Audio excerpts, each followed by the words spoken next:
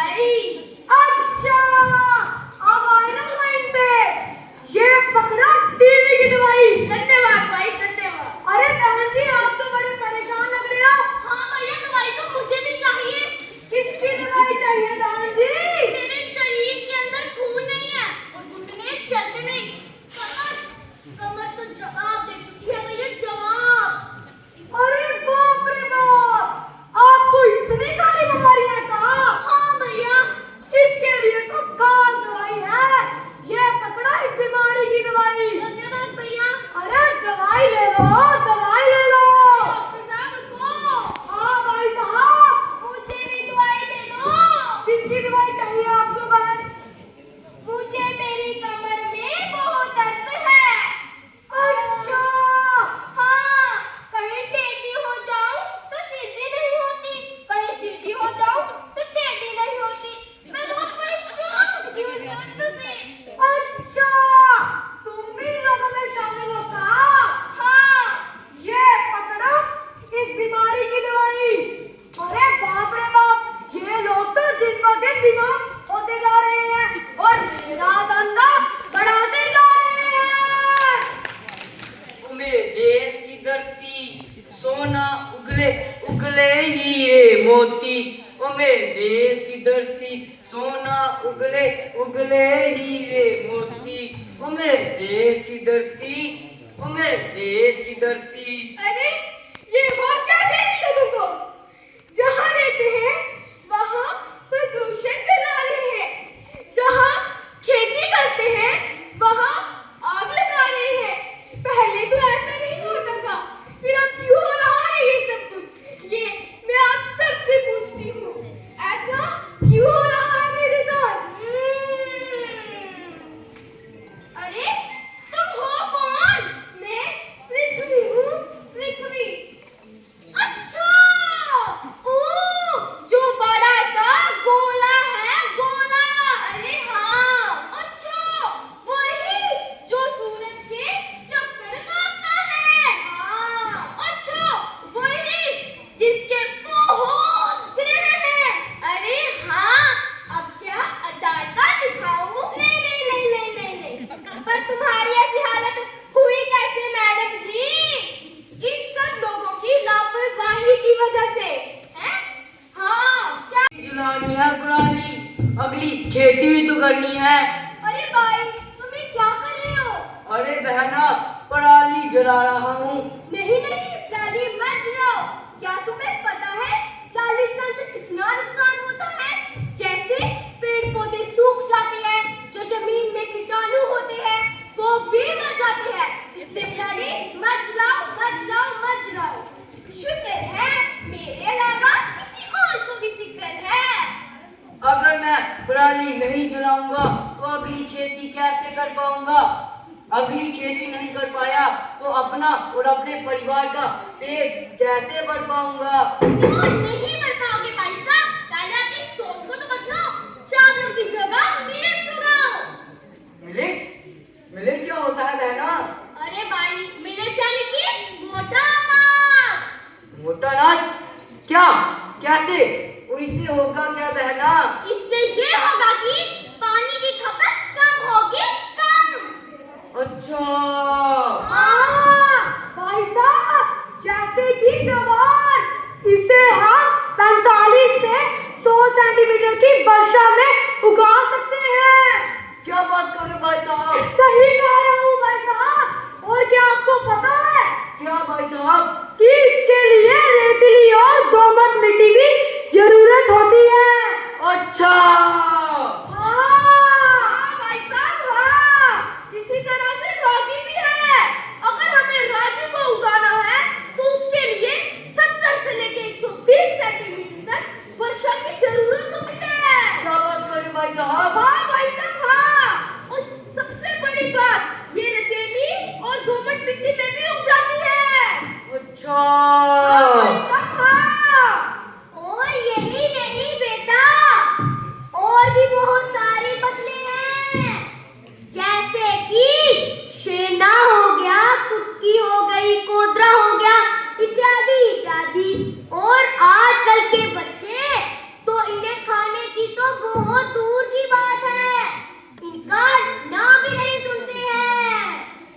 बात कही दादाजी। हाँ, ये तो बस बर्गर, पिज्जा, मोमोज के ही दीवाने हैं। हाँ दादाजी। और क्या आप सबको और तुम्हें ये पता है कि गुरु नानक देव जी भी इस कोदरे की रोटी खाते थे? अच्छा। हाँ, बिल्कुल भाई साहब। अगर तुम ये फसलें उगाओगे तो तुम पानी भी बचा लोगे, प्रदूषण भी नहीं होगा और तुम अपना और तुम्हारे परिवार का पेट भी भर दोगे। और सबसे बड़ी बात ये है कि तुम्हें ये पराली जलाने की भी कोई जरूरत नहीं पड़ेगी, यानी कि पराली जलाने का झंझट भी खत्म। ये सब तो ठीक है, पर ये मोटा अनाज खाएगा कौन? अगर कोई खाएगा नहीं तो मुझसे खरीदेगा कौन? अरे भाई साहब, जरूर खरीदेंगे। यही लोग खरीदेंगे जो स्वस्थ रहना चाहते हैं, वो खरीदेंगे। जो बीमारियों से मुक्त रहना चाहते हैं, वो खरीदेंगे। अरे बहना, बीमारियों से बचने के लिए दवाइयाँ भी तो हैं। अरे भाई साहब, जो बीपी, शुगर की दवाई खाते हैं, उनकी हालत देखी है तुमने? मैंने तो नहीं देखी बहना। नहीं देखी? आओ मैं दिखाती हूँ। तड़न तड़न तड़न तड़न तड़न तड़न तड़न तड़न तड़न तड़न। कूड़े नवा, ये तुम्हारा दोस्त है जो तुम्हारे पीठ पे चढ़ा हुआ है। अरे दोस्त होता तो ऐसा थोड़ी होता बबुआ। ये तो हमारी बीपी की बीमारी है। जब तक दवाई खावत तब तक दूर रहवत, और एक बार दवाई खाना भूल जावत तो मेरे सिर में आके नाचत है।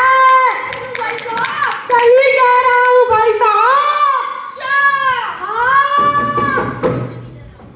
ओए ओए, क्या बात है? मेरी दोस्त? अरे कोई नहीं दोस्त नहीं है ये। अरे कौन है? ये तो मेरी शुगर की बीमारी है। हैं? ये तुम्हारी दोस्त नहीं, तुम्हारी शुगर की बीमारी है? हाँ, तुम तो ओहो, सच्ची में? हाँ, अच्छा।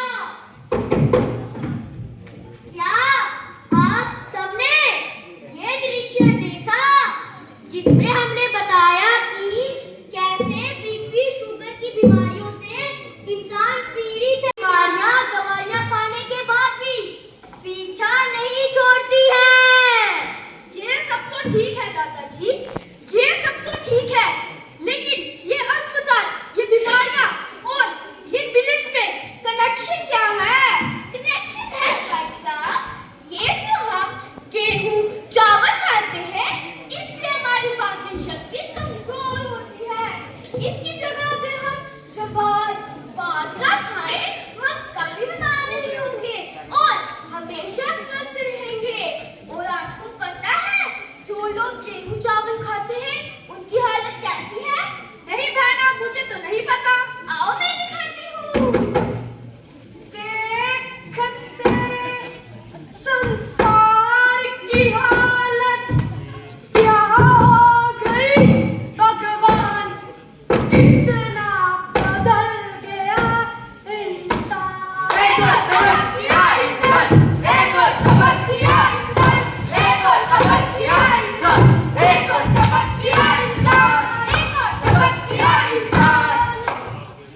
मोटा अनाज खाना छोड़ा, मोटा अनाज खाना छोड़ा, बीमारियों से नाता जोड़ा, बीमारियों से नाता जोड़ा। दवाइयों के सहारे जीवन, दवाइयों के सहारे जीवन, भूल गए पुरखों का, भूल गए पुरखों का। यदि खाओगे ज्वार बाजरा, यदि खाओगे ज्वार बाजरा, पक्का नहीं लगेगा बीमारियों का धक्का। अगर बनना है मजबूत हड्डी, अगर बनना है मजबूत हड्डी, रागी खाओ, खेलो कबड्डी, रागी खाओ, खेलो कबड्डी। बिल्कुल, अगर हम अपने खान पान में ज्वार, बाजरा ऐड कर लें तो हम इन बीमारियों से मुक्त रहेंगे। और अगर हम अपने खान पान की आदतों को बदलें तो हम अपनी पृथ्वी को प्रदूषित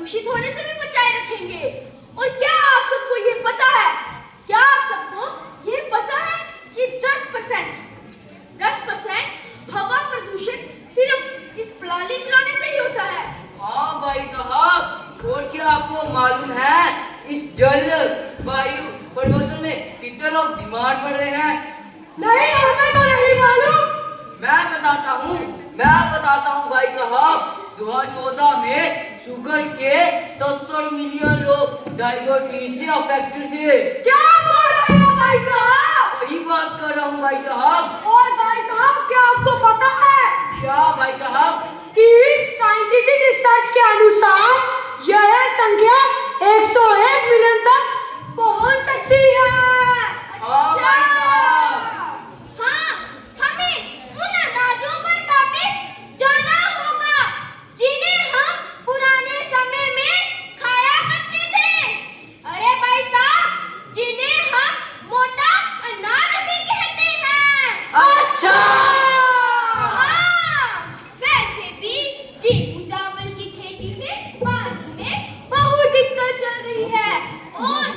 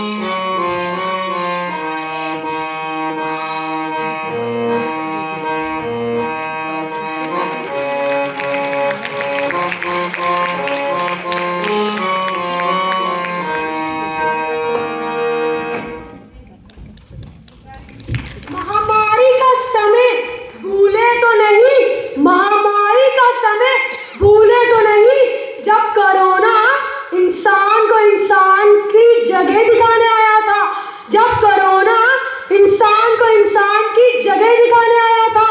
धरती से खिलवाड़ ना करो, धरती से खिलवाड़ ना करो, यह सबक सिखाने आया था, यह सबक सिखाने आया था।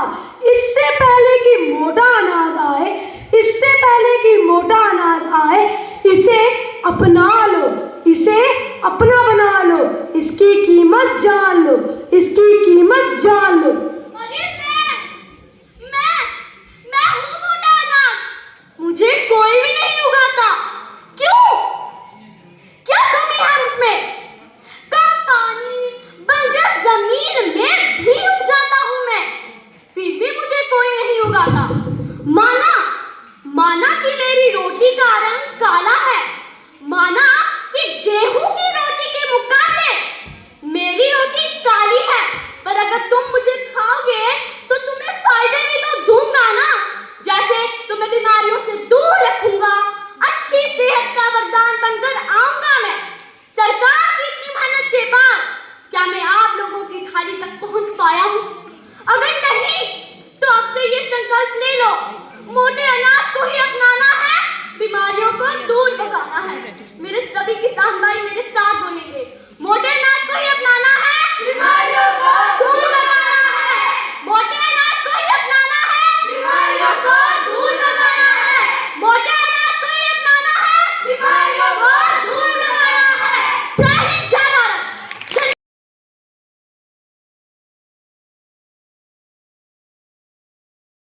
For the best drama, the third prize goes to District Kishtwar.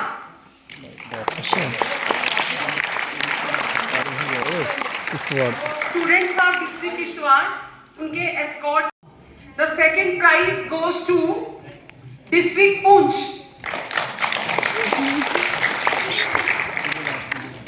To District Riyasi.